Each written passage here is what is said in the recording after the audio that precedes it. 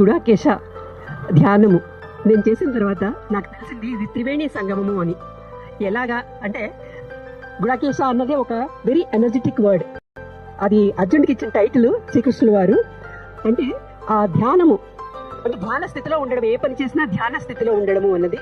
అదొకటి 9 hours meditation. మనకి night రాత్రిపూట అన్నది చాలా థాట్ ప్రాసెస్ చాలా తక్కువగా ఉంటుంది కాబట్టి మనం చేసే పని చాలా ఫాస్ట్గా మేనిఫెస్ట్ అవుతుంది అని ఒకటి. 9 number unique number, highest number.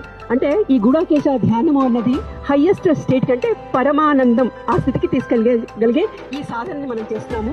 ఈ విధంగా ఇది త్రివేణి సంగమము అని నాకు తెలిసింది.